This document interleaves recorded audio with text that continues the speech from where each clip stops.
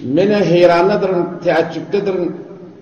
Biz Türkmene devrekten gelip karşıyan, katışyan yok. Bizim dilimizde şerik bolyan yok. Bizim doğanımızda şerik bolyan yok. Muhterem Müslüman doğanım, hürmetli teaccüptedirın huntana. Katışyan yok diye aytýarlar.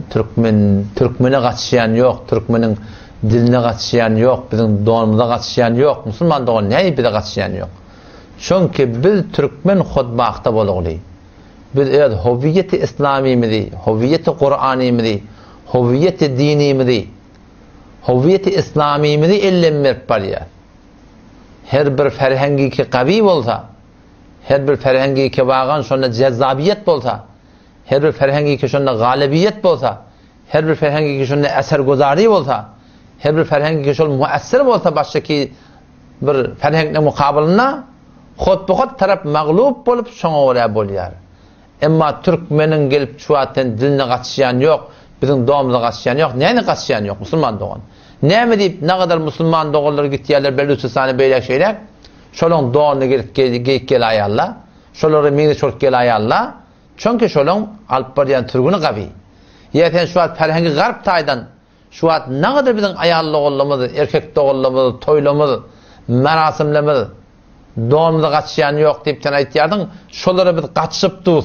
Şolary bilen meňdeş toy tutulýar, şolary bilen labas giyilýär, şoňa iftikar edýär. Näme diýip? Çünki şoň cezzabiyeti şu taada Türkmen dile, Türkmenin ferhengine galip gelir Müslüman doğan. Otam şu taýdan bar ahim, ýani wede Türkmenin içinde henide öz ferhengine, öz igmaşyna, öz diýanatyna, öz esalatyna gaýym insanlar ýok däl. Elhamdülillah o da hem bar. Emma umumi suratyny Müslüman doğan Türkmen öz ferhengini ellenmerp barýar. Türkmen öz esalatyny ellenmerp barýar.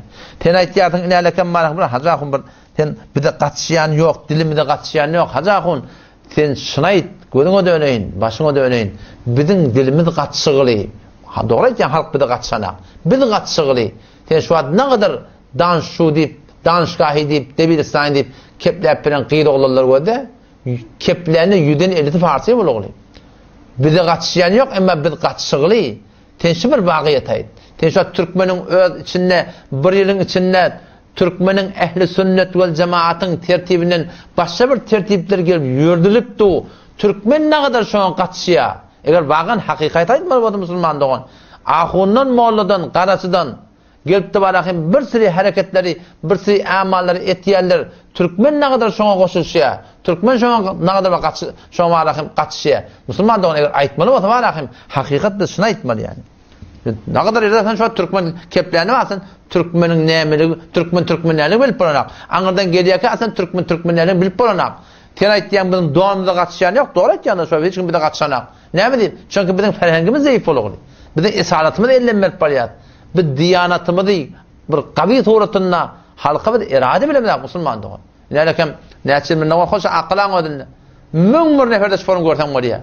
Aqlan ödünde men bir tektemin. Men öwdatyn ranende ýerde bir gyýda olan aty. Odan biz aqlanşa pompeziniň dogry şol çara pompezine duramyzda ýanky gyýda olan ýerden kepmedi. Ol ranende de aýnadan gödedi, o ýegen tenmeýär diýdi otam. Ama gyýda olan kepmedi daý men ödüm daý tanımadyň meni. Men türkmenlere meňdemeýän meni. O men jyda bilmän musulman oğlum diýdim, ýerme gödämek. Sen men türkmenlere meňdemeýän diýip aýtýan, sen bir aýt musulmany meňdeýän sen işte. Gaşyň alygyly, lijerwar geýgili, kotdaman geýgili, kellendäki de başga burada, ýüdüwediň başga burada. Sen bir aýt musulmany meňdeýän, sen musulmanlyk sen şunu aýtdym. Oğlum sen hormatly täşgüle huntana. Biziň dilimizde de gatşyan ýok şu wagt dogry aýtýarsyň. Doğanda da gatşan ýok, dogry aýtýardyň. Emma näme diýip gatşamda?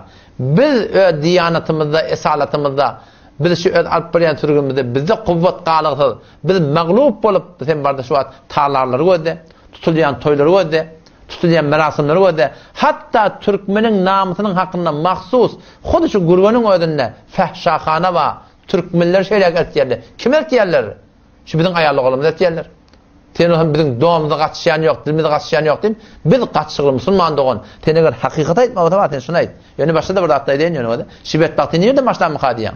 şu Türkmenin namusi keneçimin ol men ödüm şu yaş başım bilen bir çetin gördüm da zinana adam görenne ahım mollarına görenne hası adam görenne divara karşı yaplanıp bir kaptara savulup bir kaptara burulcuyup keple hede barahim bakır muhurrak keplep şu forumda Türkmenin namusi emma geldi şu Türkmenin namusi inelekem şu 21. sene 30. sene şu yüz açıllı şu forum adamın rahat kepleşip du inne utanç haya yok yolun uğruna ho baldırını köködüp şu forum rahat barahim kurtoklarını köködüp eliyağın çermep hıyabanın onu guruh bolup oturuyorlar ikindi akşam aranına hayatını tercih vaktinde şuna esli şu nereden başladı şu Müslümanlığı diyanat ulamaların utundan geliyor ve eğer diyanatlı ulamalar zayıf olsa şu ulamaların emel kerdenden başka adamda hutbol zayıf oluyor nereden başladım kadim inanakam o da şu bizim o Türkmen ahunçuluğumuz var da şu Türkmen ahunçuluk şu bizim Türkmen hücrelemiz biz şu taada risalet-i dinini şu taada kamil molalarımıza öğretmeli ve kamil şu talimatları öğretmeli ve şunu neşretmeli ama kıynandık da bizim şu hudu Türkmen hücrelemizde vakti ki ahunçuluk merasim oluyor ne kadar bir yüreğimiz kıylanıyor o ahun molu deyip olur girişemindir yani iradi yok ama şudur helilin altına girip gitmektir o helili bilen şu taada barahim onun üstüne girip barahim pul lakıp yeni burada edip pul seçip diyanatın merkezinde şu oluptu diyanatın merkezinde o zaman sen qalan adamda nem hantamam ma hatsan ten tezabet vakti ki haya diyanat heliden ayrılsa şu zatlar peş geliyor Müslümandan haya diyanat ayrılığı utanç diyanat ayrılığı adamın durup karşı gurrun etmeklige namahrem bilen bu hukmu Kur'an ayet 50 Sure Ahzab'da ve izâ se'eltumuhunne meta'a fes'eluhunne min vara'i hicab Allah Teala aynen kefi ve izâ se'eltumuhunne meta'a ey peygamberin helileri ey sahabeler her vakti ki şu peygamberin helilerinden bir daha sorarsanız fes'eluhunne min vara'i hicab perden idin soran ettir Allah Teala o vakti ki şu diyanatı Kur'an'ını menetene ahum molla o da şu ahunculuk merasiminde ki şu da dinin merkezi dinin risaleti şu da neşr olmalı şu da biz şunu riayet etmeyeni şu param malahim iftizah bazı çıkarıyat ki her erkek kaçsıgıllı o hem sen qalanı nem han tamamı Müslümanda bundan goyanda yatıydır hazakon şu filmler koy haydi filmleri bir merasimleri tutuluyor kimin üstünden ahun atlı ulama atlı bir talarlarda ya bir 3 milyonlarda ki hele erken arasında Kur'an'ın hükmüne öyle perde olmalı o aslında iftizah yani iftizah ödün gör şunu gör ahuna koy şunu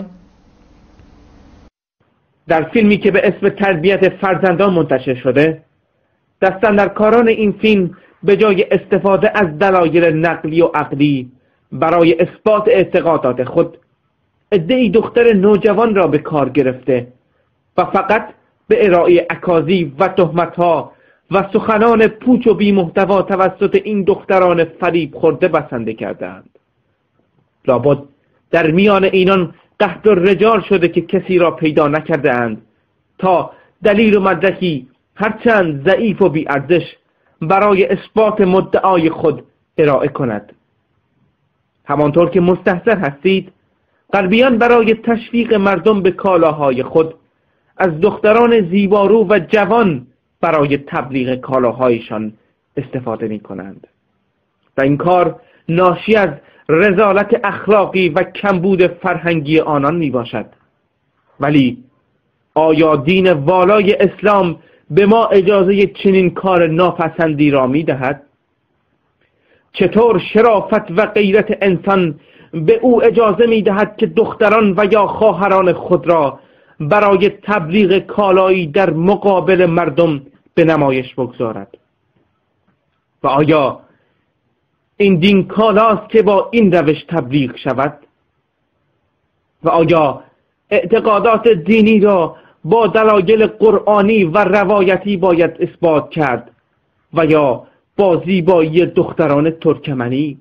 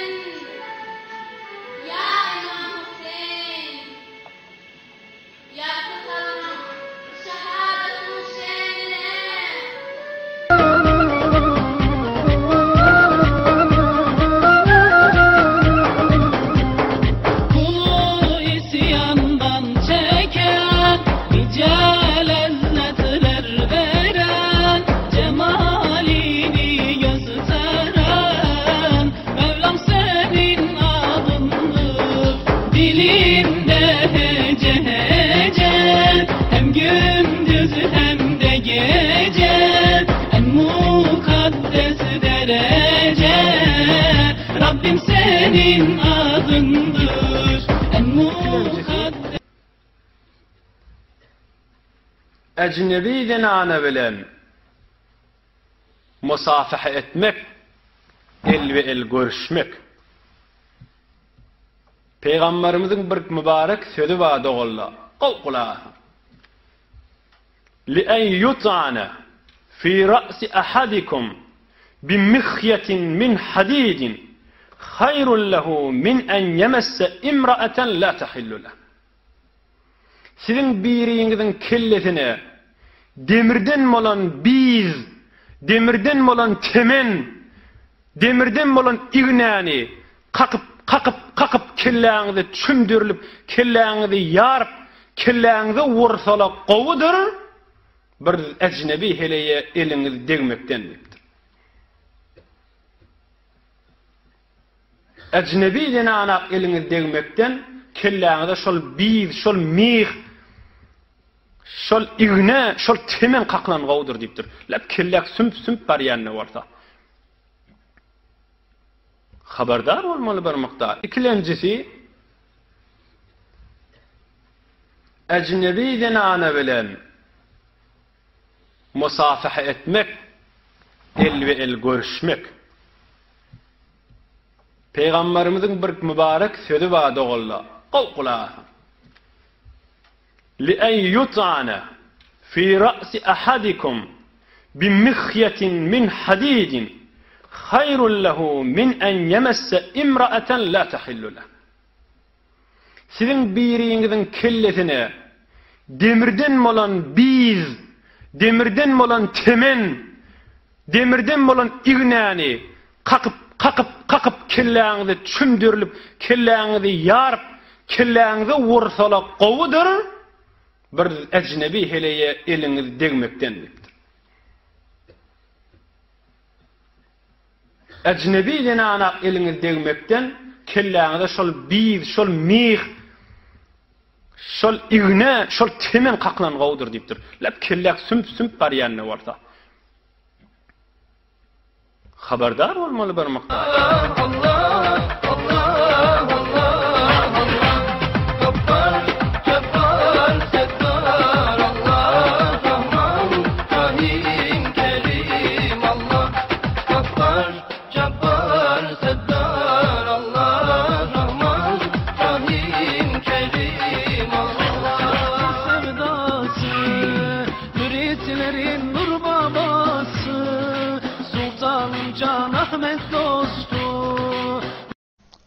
Koyyan aydımtarlarına görüyorsun o zaman. Ekerduğundan zadan hiçbir kemi yok. Peygamber Huda Aleyhisselam aydıptır. El-gina yunbitul nifaq kema yunbitul ma'u az-zar'. Yani aydım saat qıcaqdan, dutardan, gitardan aydım saat haytı bir suratında bolsa yürekte nifaq döretiye, ikilik döretiye, doganigi döretiye hemçinanike suwun otuga görçalik deydi. İnalekem labas-ı ruhaniyet bilen Mulan kaptandan sporun marakim bir aydım saat edip koymaklık, mıngı da bir şey dini vermeklik, mıngı da İslam'ın doğru haram deyip durun adını bir şey şer'i vermeklik şuna. Nelekem oriyardın ha? Ağa men bilmeyem, mantığa da okan talinyan adam. Tıylıqlı adam, falan ahun gurun veriyor. O vakti siz gelip Kur'an'ı öğretiyetip, doğru Kur'an'ın hükmünü terp, hele erkek bilen karşı salamlasıp, yine bir daha edip, senin o iki öladına pir de kıptırdın. O sen gelip sporum elleşip durdun. O hamstada Müslüman doğan bolyan gurunsu da haya ağrıdan gittiye, utanç ağrıdan gittiye, şerm ağrıdan gittiye. O vakti diyanatın öyle görünüp duran yerine şeyle bir de bakayım ruh geliyor. Sen o tam qalanda attan sen nem hantam ha. Qiynataklı Müslüman doğan var yani o da bizim Türkmen falan bilen Türkmen bizim hani yaşamağımız nerede? Hani bizim çeşmemiz nerede? Hani bizim başlatırımız nerede? Hani bizim mehrem namehrem rahat etmemiz nerede? Hani biz baca olup ayrı öyle oturmaklamız nerede? Hani biz toy olanla şuparım ara perde çekip hele erkekleri cüda etmekimiz nerede? Hani biz keçebe gidemizde denarlarımız örtülü olup da varakayım şu tuğratında gitmek nerede? Tenayetçiler nerede? Hiç yerde yok. Nerede olmalı? Önce bir akım ola da olmalı. Üçüncüsü ahım onu bir rahat etmeli. Millet bizi görsün, millet bizden öğrensin. Ama kıynantak da şu görünmeyer. Kıynantak da şu görünmeyer. Çeşevli ahun mollan helin tapmak kıyın. Açık görün.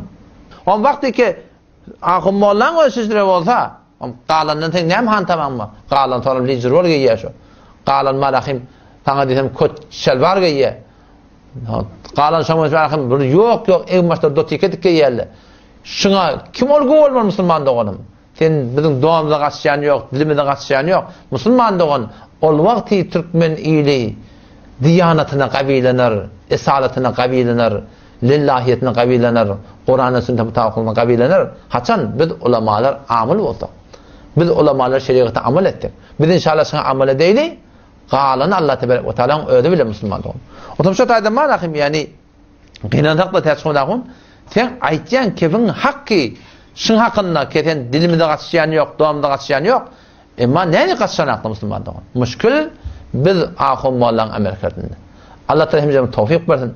Hazakun or bölük gurun koy şey bölük inşallah gurunları eşlik gidelim ben başardım oraya. Şu musulman doğanın aydan keplerinin hakkında bir yürek sözüm inşallah